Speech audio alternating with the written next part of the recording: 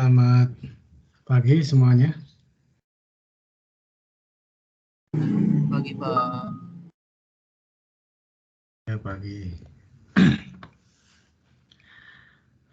Baik. Yang hadir sudah lengkap ya. Ada 12.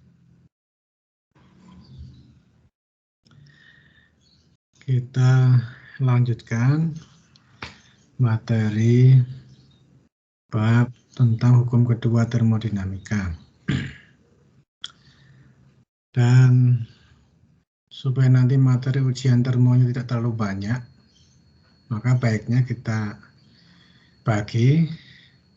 Jadi pekan depan tes untuk materi sampai bab volume atur ya.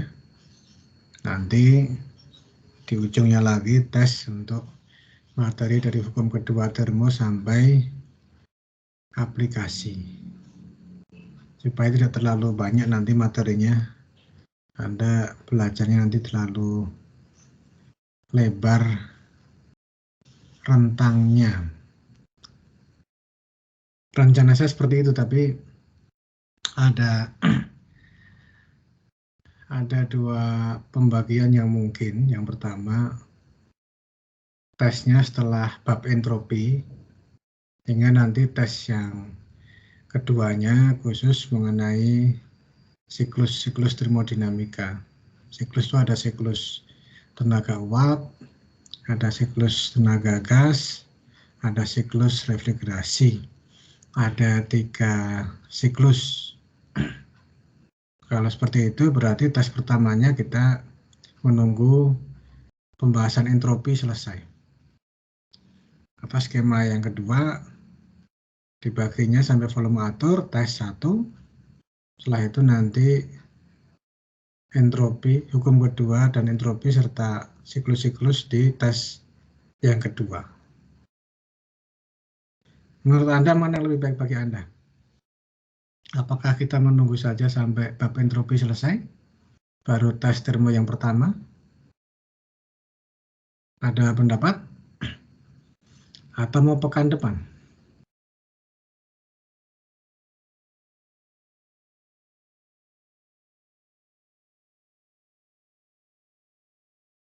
Tidak ada pendapat ya?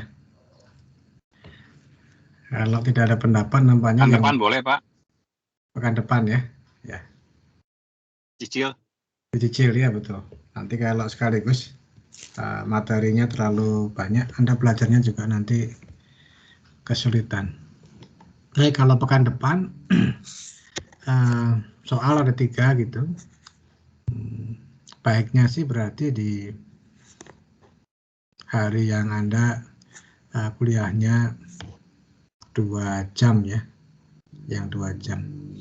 Jadi yang hari Selasa. Atau Anda mau hari Kamis. Kalau Kamis berarti mulainya jangan jam 8, tapi 7.30. 1,5 jam berarti. Nanti 3 soal didesain untuk selesai dalam 1,5 jam. Ada pendapat mau hari Selasa pagi atau Kamis pagi? Kalau Kamis pagi masih panjang waktu belajarnya gitu. Ya Pak, kayaknya Kamis pagi aja Pak. Kamis pagi Pak. Kamis pagi ya, baik. Kamis pagi 7.30 berarti. 7.30, 3 soal. Jadi kira-kira selesai dalam 1,5 jam untuk mahasiswa gitu. Nanti saya ukur soalnya bisa diselesaikan untuk mahasiswa 1,5 jam. Baik, kalau demikian sudah sepakat ya. Saya akan tampilkan untuk materi selanjutnya. Kita sudah membahas tentang hukum kedua, sudah masuk kemarin ya. Kita sudah bicara tentang energy losses,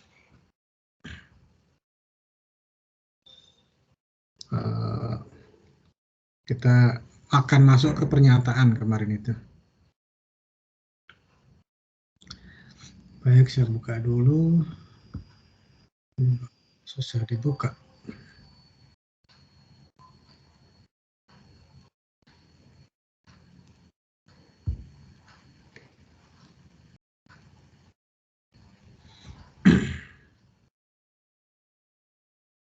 Ya, dan dibuka.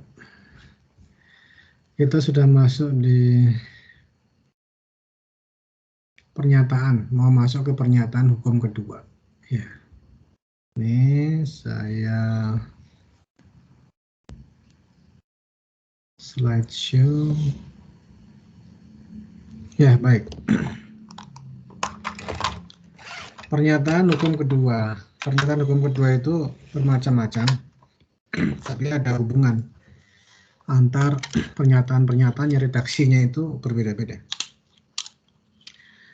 Dan mungkin nanti kalau Anda googling masih ada lagi mungkin pernyataan-pernyataan hukum termodinamika, hukum kedua termodinamika dengan pernyataan yang redaksionalnya berbeda, namun ada irisan ya, seharusnya ada irisan.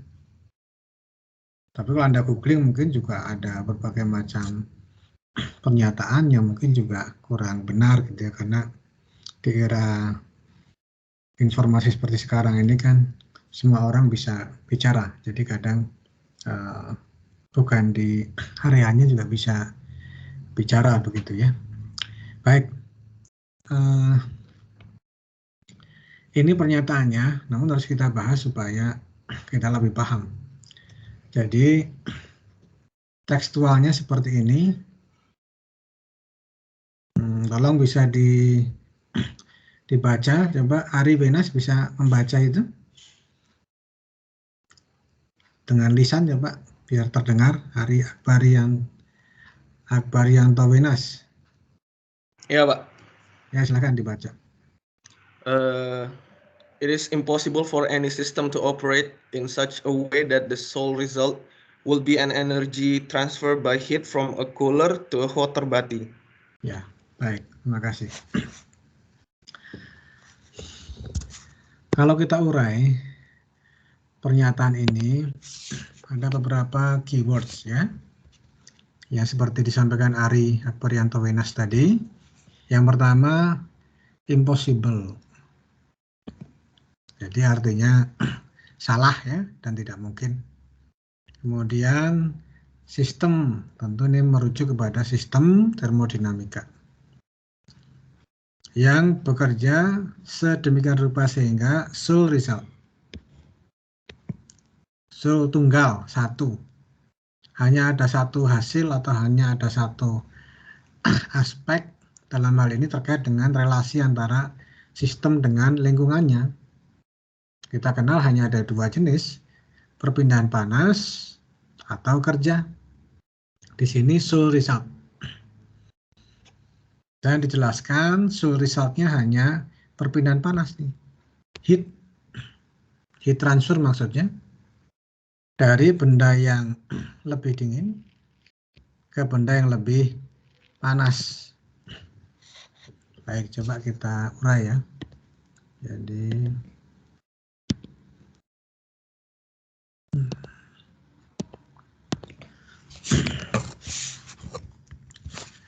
Jadi kalau ada sistem ya yang bekerja sedemikian rupa sehingga menghasilkan atau ada sole result.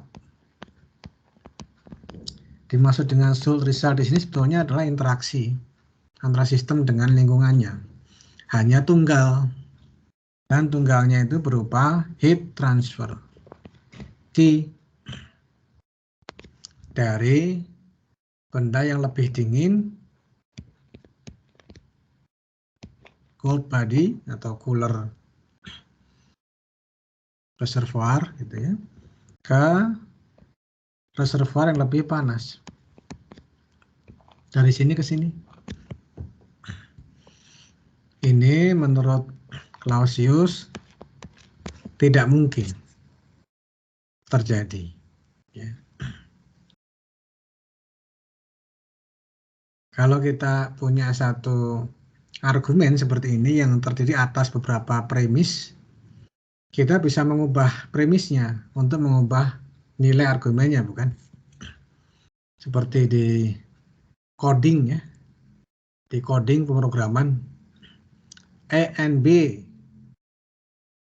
if A and B equal to 0, then apa misalkan. Atau if A and B and C equal to 0, then apa misalkan. Artinya tiga-tiganya itu pakai N terikat. Kalau kita ubah salah satu, sudah tidak terpenuhi tadi pernyataannya itu. Kalau Anda bikin pemrograman, ada perintah if A and B and C equal to 0, then apa. Begitu salah satunya berubah, bukan equal to 0, maka perintah tadi tidak dilaksanakan atau diloncat berarti, karena ada salah satu yang tidak equal to 0, sebagai contoh begitu. Hal itu bisa kita terapkan di sini. Jadi kita ubah salah satu premisnya. Sistem show result heat transfer, namun arahnya berkebalikan, hot ke cold, begini ya. Nah, ini menjadi benar. Itu yang Anda lihat dalam kehidupan sehari-hari ya. Nah, kalau kita gambar reservoir panas. Reservoir itu satu sistem yang temperaturnya tidak berubah meskipun energinya ditambah ataupun dikurangi. Itu namanya reservoir. Contohnya ya lingkungan, atmosfer. Meskipun Anda tambah dengan berbagai hal, ada kendaraan bermotor, ada pabrik, semuanya menghasilkan panas begitu, berpindah ke lingkungan, tapi kenaikannya kan tidak signifikan. Dalam perhitungan-perhitungan dianggap konstan ya temperatur lingkungan. Ya meskipun ada pemanasan global meningkat sebetulnya, tapi masih dalam batas yang untuk perhitungan di termodinamika bisa diabaikan karena dampaknya sangat kecil. Ini lalu ini sistem di bawahnya ini reservoir yang dingin, lebih dingin. Reservoir juga diambil energinya, tidak berubah temperaturnya. Itu reservoir. Ini sistem kita. Jadi kalau ini adalah reservoir yang temperaturnya lebih rendah, cooler. Yang di atas ini reservoir yang temperaturnya lebih tinggi, hotter. Ya. Maka jika efeknya hanya heat transfer saja, itu tidak boleh ada key dari cooler body ke sistem, lalu dari sistem ke hotter body. Nah ini berbasis pernyataan Clausius adalah salah. Ya. Salah ya.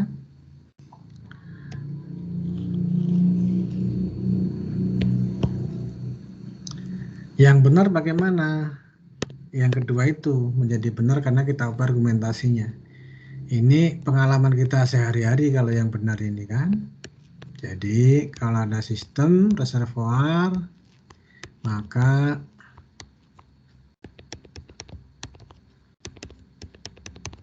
ini hot, ini cold, maka yang bisa terjadi heat transfer dari hot ke sistem, dari sistem ke cold.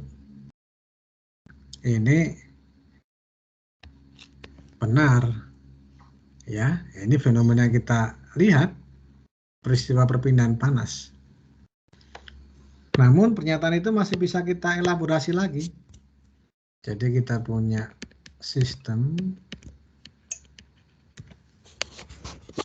jangan sole result, tapi more than one. Ada dua interaksi dengan lingkungan ya. Ya kalau mau diberi nama di situ ya result. bukan so. Ya. Kita ubah argumen resultnya ada 2, maka key-nya, heat transfernya boleh dari benda dingin ke benda panas, yang lebih panas. Nah ini boleh, betul. Karena resultnya bukan so lagi seperti di sini, tapi ada 2. 2 itu maksudnya ada Q, ada W. Interaksi dengan lingkungan, ada Q, ada W. Itu menjadi basis dari siklus refrigerasi.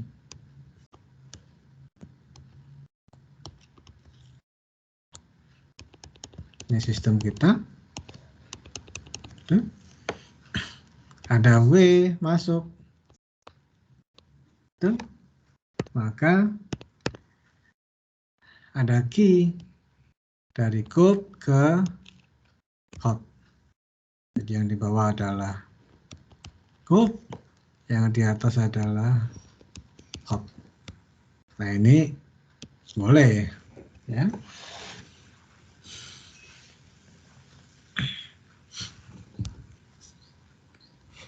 Ini maksudnya Q ya, ini belum ada tanda Q-nya. Q hot, Q cold ya. Ini juga Q. Nah. Ini Q cold, Q hot, Q cold, Q hot. Ya. Ini elaborasi dari pernyataan Clausius.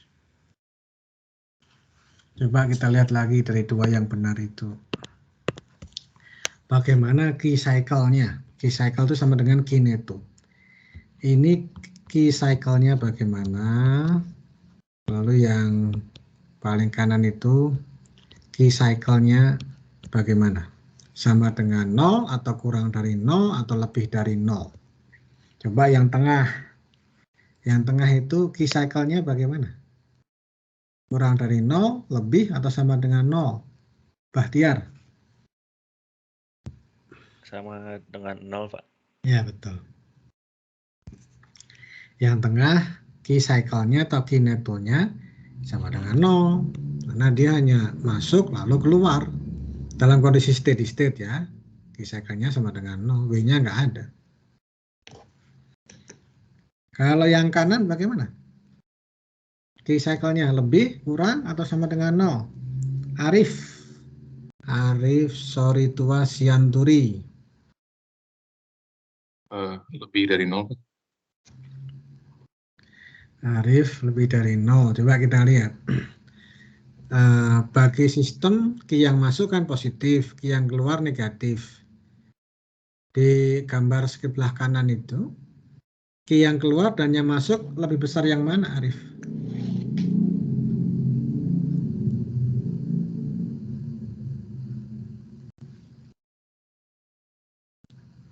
Q yang keluar dibandingkan dengan yang masuk ke sistem, lebih besar yang mana?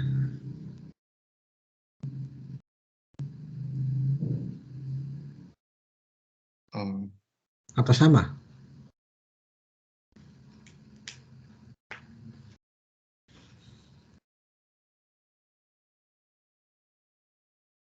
Yang masuk.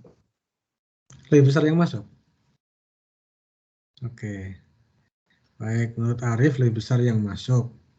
Coba kita dengar jawaban dari mahasiswa lainnya. Mukawim. Kawim mana Mukawim?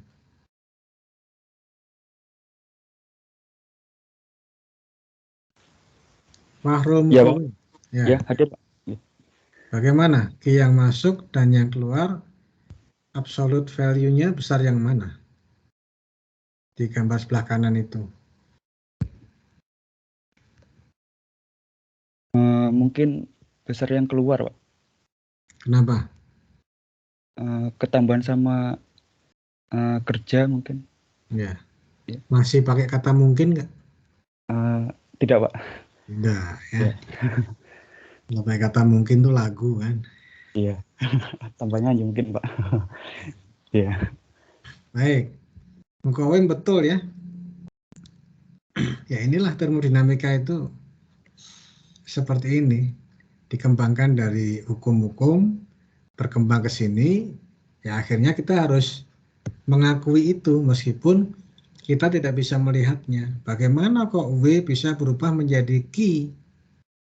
W itu kerja, sifatnya mekanik, elektrik ya. Kita lihat kan putaran poros. Keluarnya menjadi perpindahan panas ke sisi panas itu. Bagaimana W berubah menjadi Q? Ya, kita digiring sampai ke sini kan berbasiskan persamaan hukum-hukum sampai akhirnya ke sini dan harus mengakui, harus percaya ya. Ya kalau Anda ingin lulus dari kuliah ini ya memang harus percaya ya. Tapi percayanya kan bukan percaya yang asal percaya, memang kita sudah bahas. Jadi seperti kata Mukawim, Q keluarin lebih besar karena ditambah dengan W. Ditambah dengan W. Dalam fenomena fisiknya, Q keluar pada siklus refrigerasi ini terjadi pada sisi kondensor. Anda kalau ada kulkas di rumah, coba Anda pegang tuh dinding-dindingnya tuh, ya akan terasa hangat. Itu hangatnya bukan karena dekat kompor, bukan ya, karena dia mengeluarkan energi ke sisi panas yaitu lingkungan luar. Sisi dinginnya kan di dalam kulkas itu, di kabin-kabinnya itu sisi dinginnya. Kenapa dia bisa mengeluarkan panas? Ya dengan dikompresi oleh kompresor, maka tingkat keadaannya naik energinya sampai ke superheated vapor. Temperaturnya juga tinggi, lebih tinggi dari lingkungan. Maka disitulah terjadi perpindahan panas pada kondensor ke lingkungan. Jadi ditambah W, ya, W-nya berubah menjadi Q. Nah begitu. Dalam termodinamika begitu, kita percaya seperti itu, meskipun detailnya bagaimana perubahannya kan terjadi di dalam siklus kita nggak melihat secara langsung kan, tapi inilah yang kita percayai. Jadi Q hotnya itu lebih tinggi, keluarnya lebih tinggi daripada yang masuk, karena ada W masuk. Sehingga Q cycle-nya bagaimana Mukawim? Positif, negatif, atau sama dengan nol Q cycle-nya?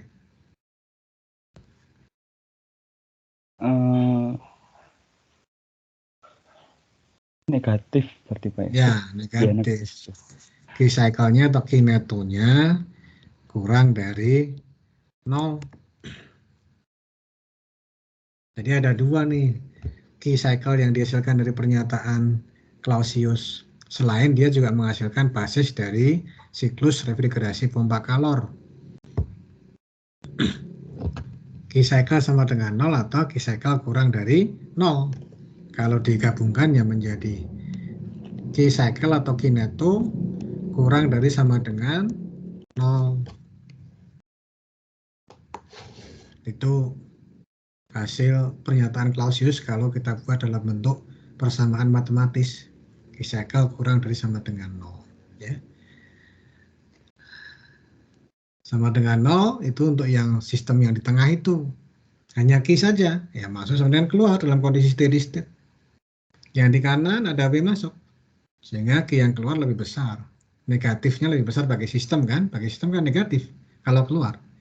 Dibandingkan positif yang masuk itu, sehingga netnya atau Q cycle-nya kurang dari 0. Baik, itu pernyataan Clausius yang kita elaborasi. Anda kalau hanya membaca saja, kan tidak bisa sedetail ini kan, kalau hanya membaca ini saja, it is impossible for any system. Nggak terbayang dengan konsekuensi-konsekuensi seperti ini. Harus kita elaborasi. Baik. Ini sudah kita bahas ya, jadi kalau dari hot ke cold bisa, cold ke hot nggak bisa, kalau hanya Q ya, ada W maka dari cold ke hot.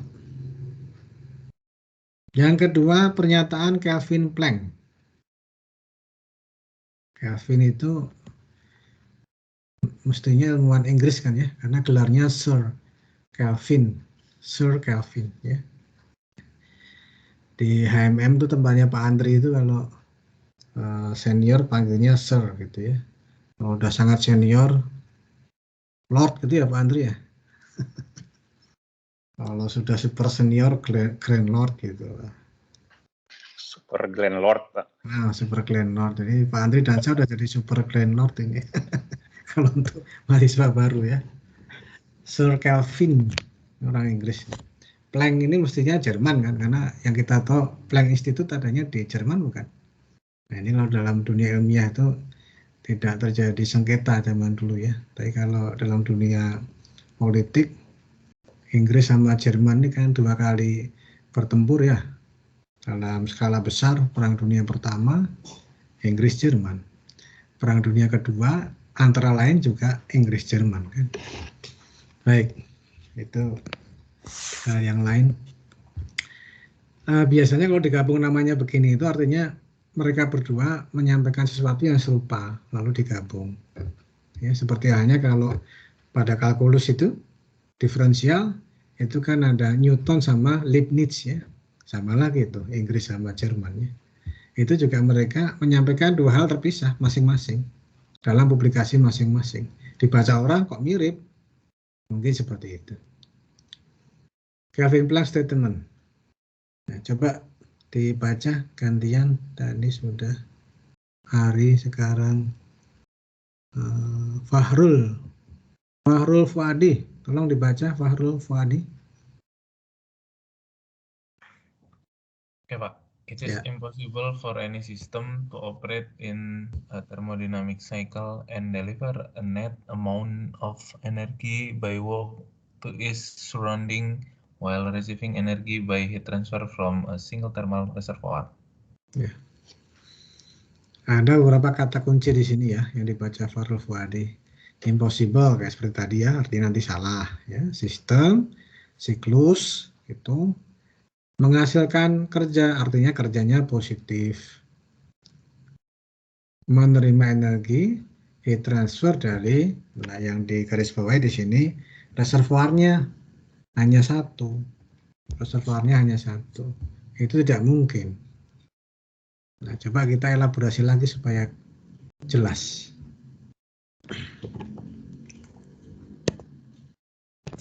Jadi ada sistem bekerja dalam siklus termodinamika, lalu menghasilkan kerja, artinya W-nya positif ya.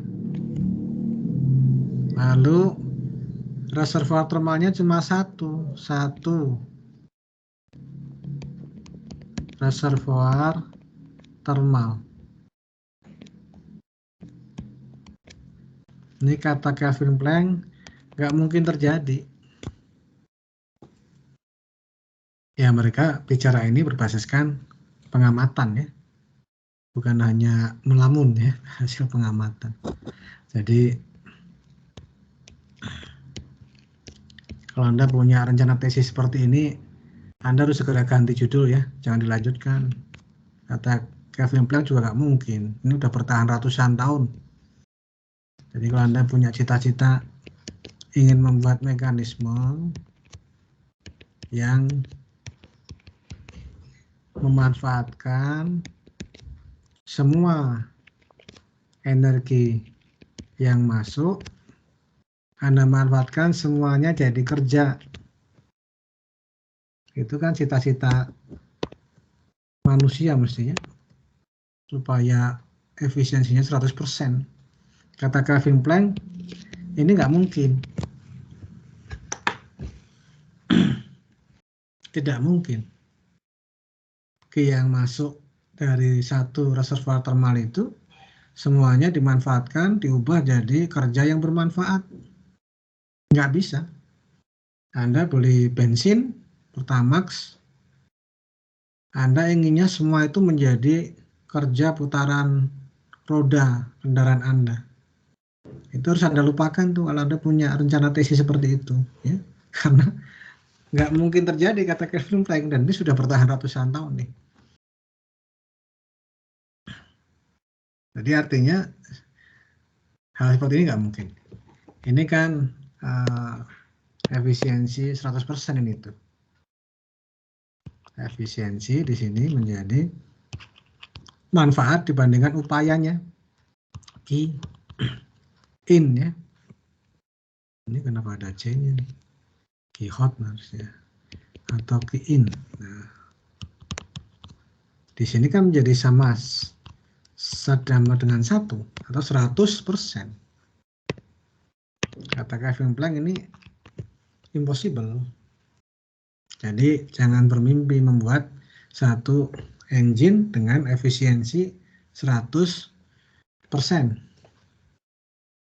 Meskipun sekarang sudah ada fuel cell, bukan internal combustion engine lagi ya, fuel cell, tetap saja tidak mencapai 100%. Fuel cell kan cara kerjanya totally different ya, sangat berbeda dengan internal combustion engine. Dia bekerja berdasarkan aliran elektron, pisahin protonnya nanti bersatu jadi mengalir lewat beban, protonnya mengalir di dalam membran, nanti ketemu di ujung. Nah, elektronnya lewat beban itu menggerakkan motor listrik. Kalau ada fuel cell gitu ya, menghasilkan listrik ya. Keluar ketemu lagi H2 dan O, jadi H2O keluar. Jadi uap atau jadi cair, tergantung temperaturnya di sisi keluar. Apakah terkondensasi atau tidak. Itu kan cara kerjanya sangat berbeda dengan internal combustion engine. Tapi tetap saja efisiensinya bukan 100%. Tetap ada yang keluar ke lingkungan bukan dalam bentuk kerja yang bermanfaat. Gitu. Jadi sampai sekarang tetap bertahan pernyataan ini ya, belum ada yang menggugurkan. Mirip dengan yang Clausius tadi, kita bisa ubah premisnya supaya menjadi benar. Jadi sistem bekerja pada siklus, kalau mau W-nya positif, ya reservoir termalnya ya 2 termal. Ini baru boleh. Ini basis dari siklus daya. Anda punya reservoir termalnya 2, dingin dan panas gitu. Ini sistemnya yang mengkonversi energi. Konversi energinya ini masuk dari reservoir panas Q in, sebagian menjadi kerja bermanfaat, sebagian harus ke Q out, ke sisi yang lebih dingin. Ya, jadi yang di sini adalah hot, sini adalah cold. Anda lihat di sini efisiensi jelas ini kurang dari 1 karena W yang dihasilkan itu selalu lebih kecil dari Q in karena ada Q out. Yang bisa dilakukan adalah memperbesar efisiensi itu untuk mendekati maksimumnya yang bukan 1. Jadi maksimumnya dia bukan 1, tapi tergantung pada kondisi reservoir termalnya. Ini kurang dari 1. Ini baru mungkin. Nah, inilah landasan dari siklus daya. Kalau yang disampaikan Clausius tadi, basis dari siklus refrigerasi dan pompa kalor. Kevin Planck ini basis dari siklus daya. Yang ketiga masih ada nih yang bisa kita ubah. Jadi ada sistem bekerja pada siklus. Reservoirnya 1 saja. Reservoir termalnya 1 saja. Maka W-nya nggak boleh positif. W-nya hanya bisa 0 atau negatif. Ini juga betul. Apa contohnya? Contohnya adalah mekanisme imaginary seperti ini. Mind thought, ya. Mind experiment. Jadi imaginary thought, eksperimen di dalam kepala kita lah, tidak harus dibuat bendanya. Jadi result thermalnya ada satu, lalu ini sistem konversi energinya. Ya kadang di dalamnya dibuat lingkaran gini, kadang enggak gitu ya. Tapi yang penting sistem harus ada batasnya, itu yang penting. Kemudian ini ada beban untuk menunjukkan cara kerja sistem. Satu, ideal tanpa ada energy losses. Massa turun, memberikan energi potensialnya, menghasilkan putaran puli, memutar poros. Bisa kita hitung kan, mg delta H, katakanlah 10 kilojoule energi potensial yang diberikan. Ideal, tidak ada rugi-rugi, gesekan, perpindahan panas, ya. Maka 10 kilojoule kerja ini utuh diubah menjadi 10 kilojoule heat transfer Q. Lalu Q-nya itu somehow bisa dikembalikan ke sistemnya lagi. Ini kan eksperimen pikiran ya. Yang penting tidak menyalahi kaidah-kaidah termodinamika.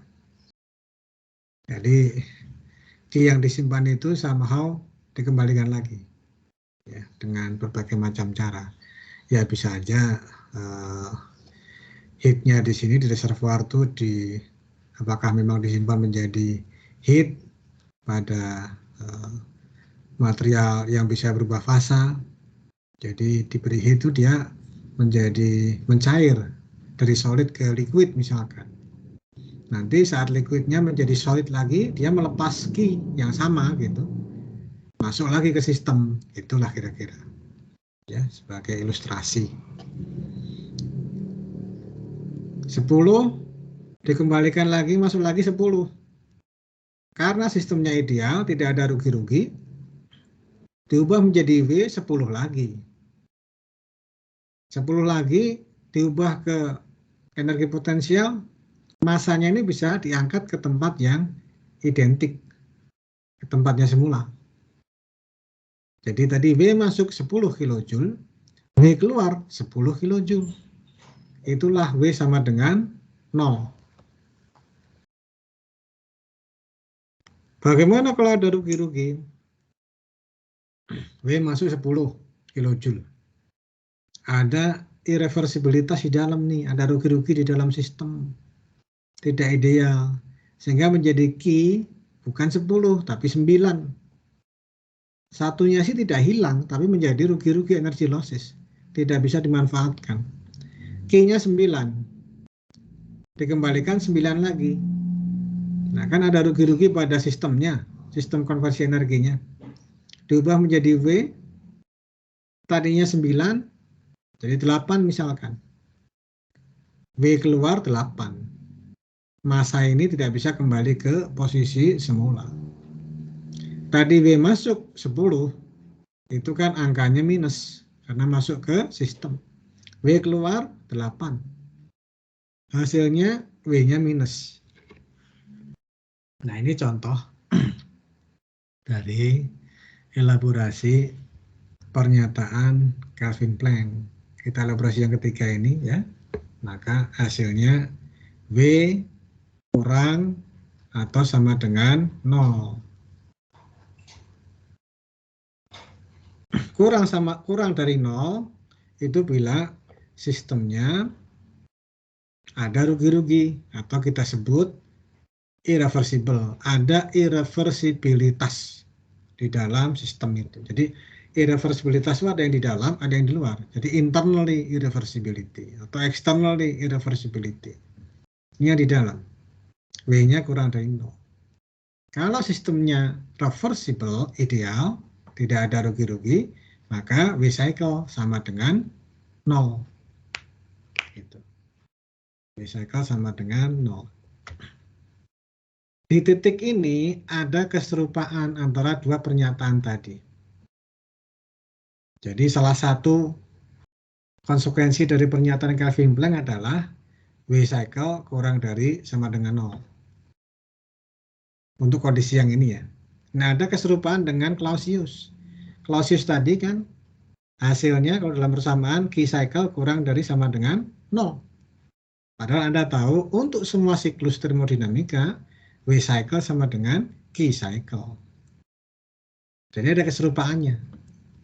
Dalam hal ini, yang tadi saya sebut di awal, hukum kedua termodinamika disampaikan dengan berbagai pernyataan redaksi yang berbeda. Kalau betul, masing-masing redaksi itu ya ada hubungannya, ada relasinya, ada sambungannya ya. Gitu. Seperti halnya ini, Clausius itu redaksinya totally different dengan Kelvin Planck, tapi lalu ada irisannya ya. Dalam hal ini, Q cycle kurang dari sama dengan 0, W cycle kurang dari sama dengan 0, itu juga muncul dalam kesimpulan, salah satu kesimpulan Kelvin Planck. Baik, itu mengenai pernyataan Clausius dan pernyataan Kelvin Planck. Apakah ada yang mau bertanya tentang pernyataan hukum kedua termodinamika ini? Sebelum kita lanjutkan.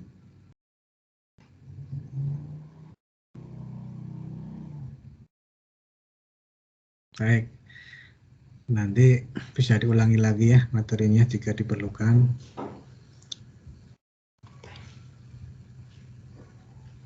Ini tentu sangat terkait dengan hukum kedua termodinamika, reversible dan irreversible.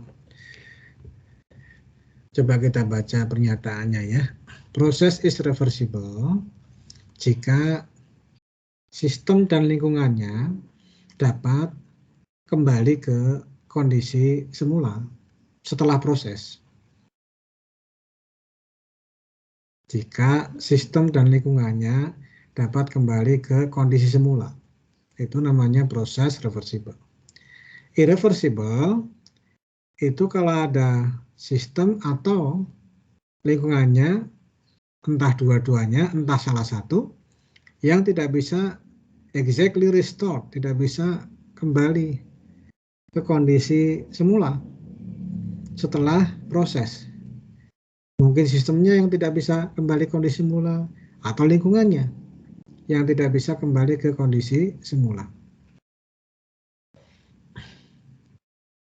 Itu proses irreversible.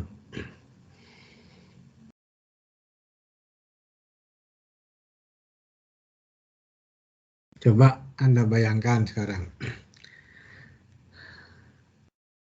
Ada aliran pipa, aliran air di dalam pipa. Kemudian Anda tahu aktualnya ada gesekan antara air dengan dinding pipa, maupun antar air itu sendiri juga lapis-lapisnya bisa ada gesekan kan. Jadi ada gesekan antara air dengan dinding pipa. Ya. Mengalir dari titik A ke titik B.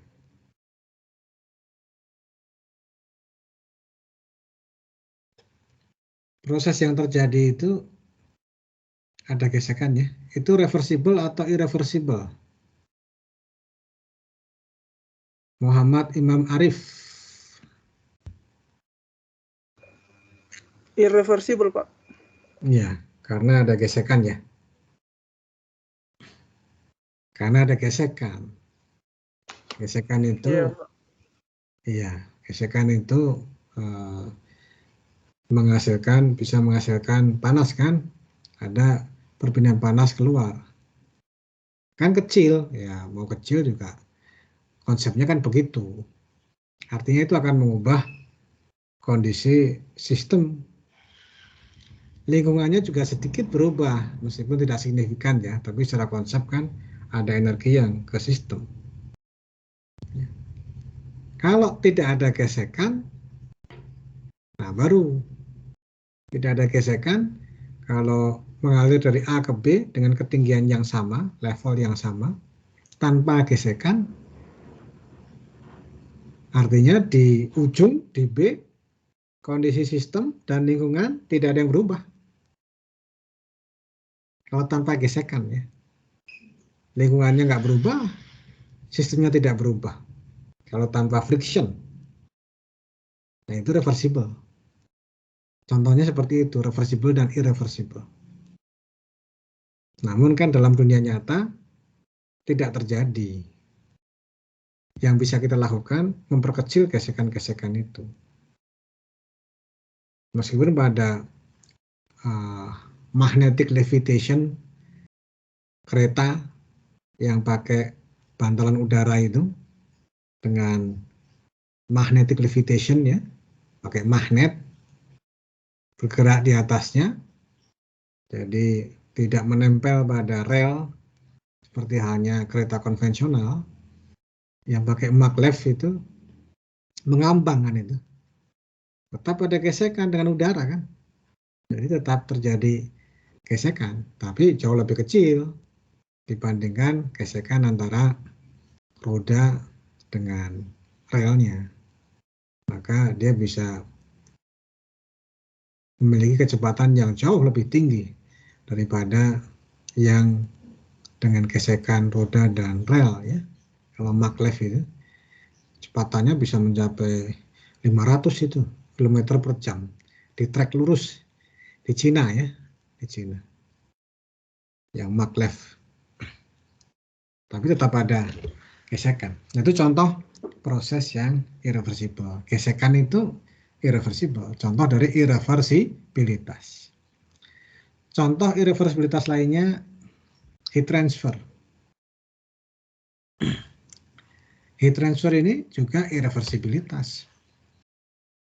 Di dalam sistem, kalau temperaturnya tidak seragam, maka di dalam sistem itu terjadi internal heat transfer sendiri antar komponen-komponen dalam sistem itu.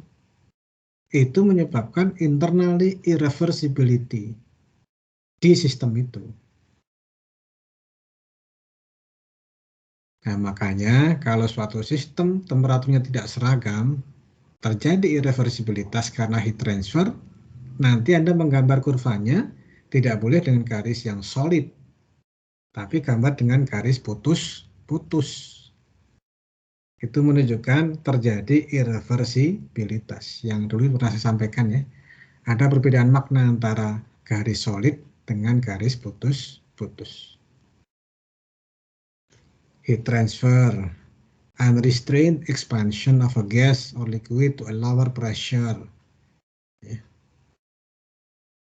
Spontaneous chemical reaction. Combustion itu irreversibility combustion itu. Makanya di power plant irreversibilitas yang besar terjadi pada tungku pembakaran itu, pada steam generator. Ada pembakaran apakah batu bara, apakah minyak, apakah gas. Ya. Yang banyak sekarang kan batu bara. Konon akan dipensiunkan, ya karena tapi pensiunnya kan alami ya. Yang masih bisa beroperasi ya beroperasi, tapi tidak dibangun yang baru dan nanti diberhentikan secara natural. Itu karena diantaranya para penyedia dananya itu sudah tidak mau lagi memberikan pinjaman dana untuk membangun power plant batu bara. Salah satunya itu tuh. Ya. Ini contoh combustion di power plant itu juga irreversibilitasnya besar di situ. Kemudian spontaneous mixing of matter at different composition or state. Friction, sliding friction as well as friction in the flow of fluid. Electric current flow through a resistance. Anda sudah tahu kan bahwa Q dihasilkan juga karena aliran arus listrik melalui konduktor I kuadrat R. Ya. Makanya orang sekarang mewacanakan high voltage DC, HVDC, untuk menyalurkan listrik dari fotovoltaik ke berbagai wilayah. Gitu. Karena diantaranya DC itu irreversibilitasnya lebih rendah, irreversibilitasnya dibandingkan AC. Jadi rugi-ruginya lebih kecil DC itu dibandingkan AC. Untuk tegangannya sama tentu saja. Untuk arus yang kurang sama. Jadi orang berwacana ke sana. Magnetization or polarization with hysteresis. Ya, hysteresis ya, nggak bisa kembali kondisi semula. 8. Deformasi. Inelastik. Ini contoh-contoh irreversibilitas.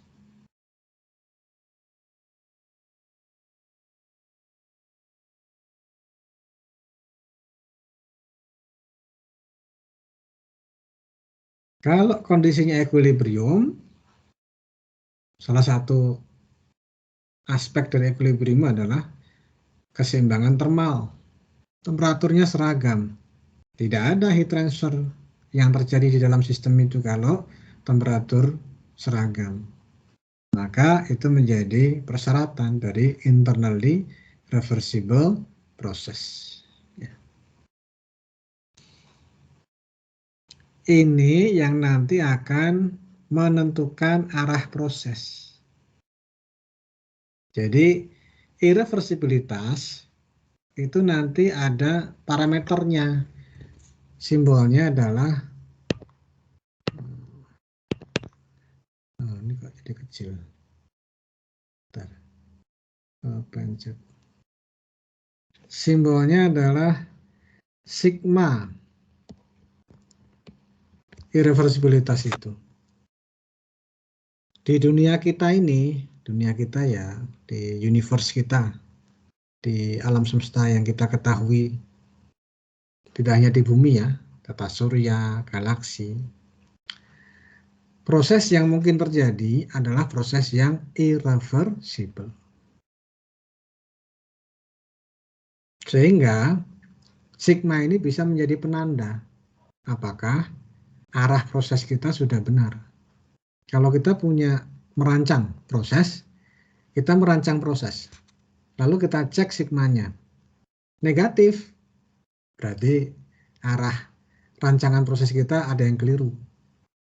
Harus kita ubah itu arahnya. Karena dalam dunia kita ini yang mungkin terjadi adalah proses dengan sigma lebih dari 0. Sama dengan 0 itu reversible. Itu pun juga tidak bisa dicapai, bukan? Apalagi kurang dari 0, itu impossible. Impossible. Jadi ini kembali kepada manfaat dari hukum kedua yang pernah kita bahas di awal. Di antaranya untuk menentukan arah proses yang benar. Jadi proses yang mungkin terjadi adalah proses yang irreversible. Oleh karena itu sigmanya harus lebih besar dari 0. Jadi kalau Anda merancang suatu proses, kan sebelum diwujudkan dalam bentuk fisik, Anda perlu rancang dulu di atas kertas. Lalu rancang, Anda cek sigmanya lebih dari 0, oke berarti bisa jalan. Ya. Kalau kurang dari 0, nah ini ada yang keliru nih di bagian mana, begitu dicek lagi. Itu salah satu benefit hukum kedua termodinamika, yakni untuk menentukan arah proses yang benar.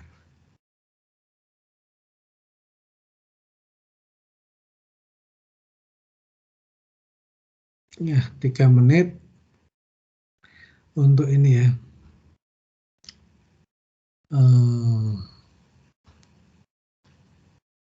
Carnot, korelasi Carnot.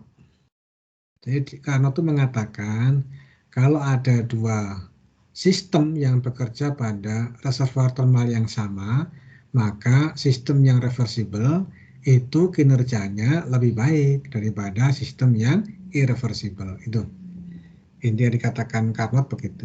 Kalau ada dua sistem, keduanya sama-sama bekerja pada reservoir termal yang sama, panasnya sama, dinginnya sama, reservoirnya digunakan bersama begitu, maka sistemnya reversible itu kinerjanya akan lebih baik daripada yang irreversible.